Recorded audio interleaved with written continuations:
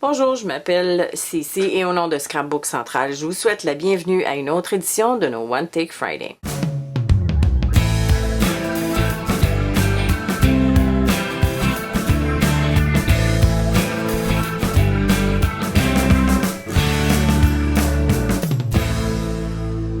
Aujourd'hui, j'aborde un sujet qui revenait souvent lorsque je donnais des cours, et c'est la question des boucles et des nœuds. Comment faire de beaux nœuds? C'est pas vraiment sorcier, il y a seulement quelques trucs à se souvenir, et quand on connaît ces trucs, on n'a vraiment plus de problème.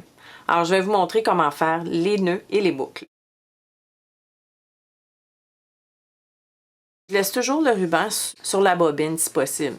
Ce que ça fait, c'est que ça maximise vos rubans. À chaque fois que je fais un nœud ou une boucle, mon morceau qui est coupé est toujours à ma gauche. Alors, j'ai mon morceau coupé à la gauche ici. Mon morceau de droit passe en haut. Et j'ai mon morceau coupé qui est vers le bas. Le morceau du bas va vers le morceau d'en haut. Et je vais rabattre mon morceau qui est sur le dessus ici par en dessous. Comme c'est ici. Je prends mon morceau qui est à ma gauche maintenant. Et je le tourne comme ça vers le haut et je tire mes deux morceaux de ruban également. Donc, ça me fait une croix, comme c'est ici. Je vais prendre le ruban du haut, je vais l'envoyer vers le bas, mais en gardant un espace libre ici, parce que je veux passer celui qui était en bas par-dessus et dedans l'espèce de cercle que j'ai formé avec le ruban du haut. Et en faisant ça, ce que je fais, c'est que je change de doigt par-dessus mon nœud ici. Je vais changer ma main de droite pour la main de gauche et je vais aller chercher, comme vous voyez ici, mon doigt en dessous, il est toujours en train de sécuriser le nœud.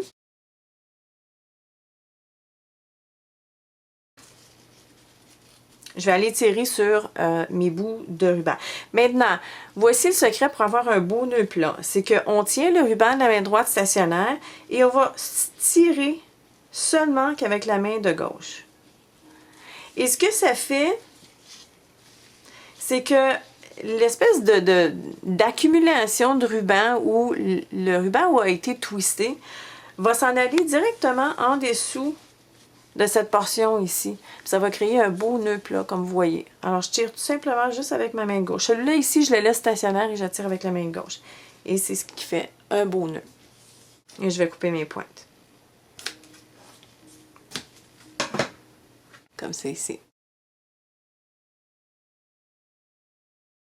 Pour les boucles, c'est un petit peu plus compliqué et j'avoue que ça demande un peu de patience et beaucoup de pratique, un peu plus que les nœuds. Pour les boucles, évidemment, ça prend un petit peu plus de longueur qu'un nœud. De toute façon, vous allez récupérer du ruban sur le côté où vous n'avez pas coupé. Maintenant, je vais me rapprocher. OK. Alors, comme le nœud de tantôt,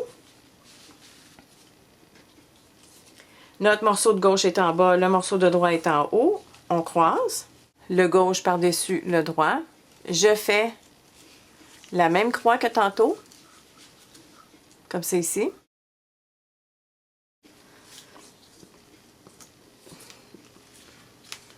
Je fais une première boucle. Et le ruban d'en haut, je l'entortille alentour de ma boucle de droite à gauche.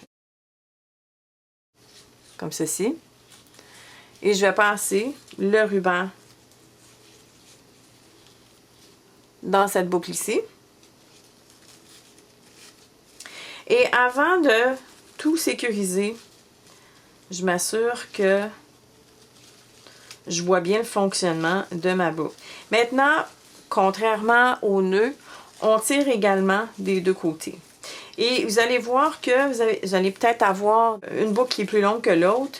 Elle est peut-être entortillée aussi. Alors, c'est à ce moment-là que je prendrai le temps de désentortiller, comme j'ai fait tantôt avec ma boucle ici, pour avoir une belle boucle. Maintenant, pour finaliser la boucle, parce qu'elle est un peu inégale, je tire d'un côté et de l'autre. Et en tirant, je réajuste. Et bien souvent, ce que je fais, c'est que je vais prendre les deux boucles dans mes doigts comme ça ici et je vais tirer de façon égale tout en laissant un peu de tension avec mes doigts comme ça ici.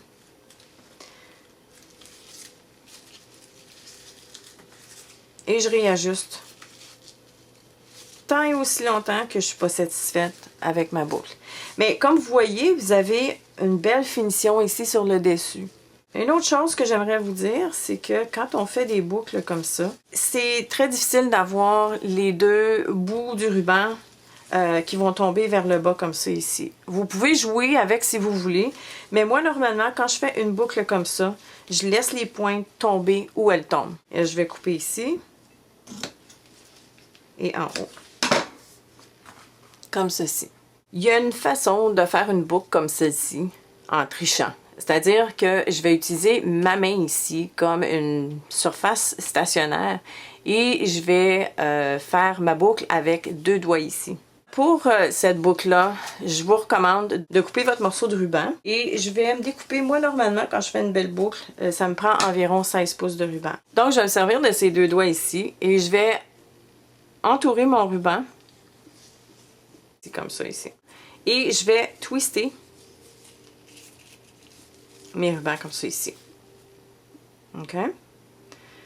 Je vais envoyer ce ruban ici entre mes doigts pour aller passer de l'autre côté. Et celui-ci, je le passe vers l'avant, comme ça ici.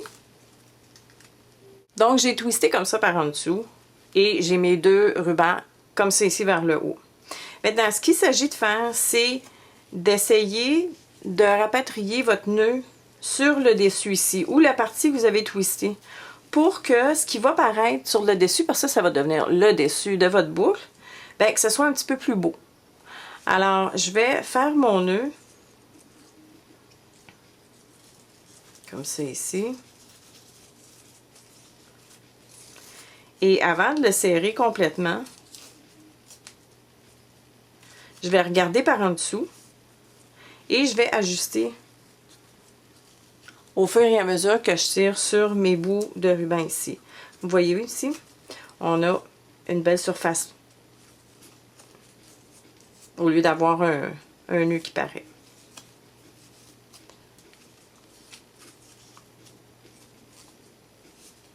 Alors, quand j'enlève mes doigts, maintenant, il ne reste plus juste à ajuster en tirant d'un côté ou de l'autre, comme on a fait avec cette boucle ici. C'est sûr que ça ne fait pas une finition aussi égale que celle-ci, mais ça fait quand même une belle finition.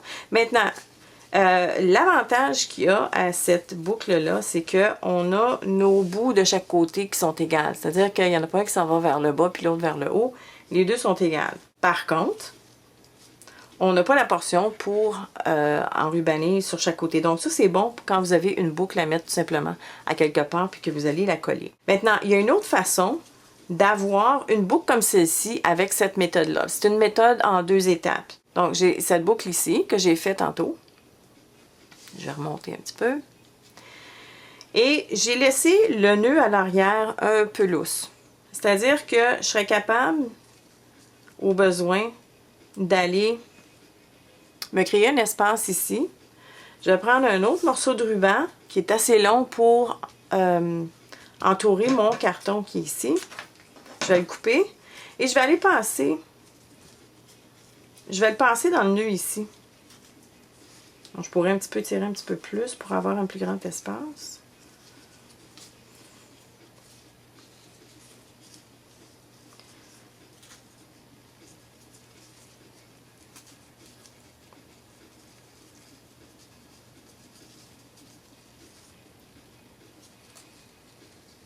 Comme ça ici.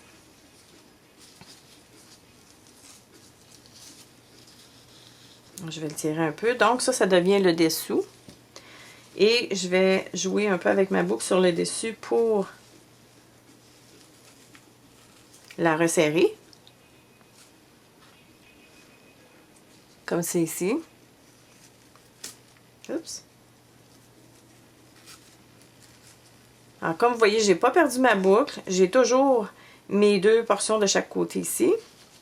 Et mon ruban droit ici que je peux passer alentour de ma carte. Et maintenant, tout ce qui vous resterait à faire, c'est de mettre de la colle à l'endos de votre carton. Je vais mettre 2 morceau de colle comme ça ici.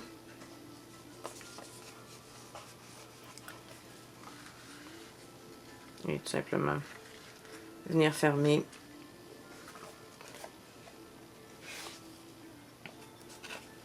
ma boucle comme ça ici à l'endos. Pour la boucle qu'on a fait ici séparément avec nos doigts ou la méthode tricheuse, je me servirai d'un point de colle pour aller coller la boucle sur mon ouvrage.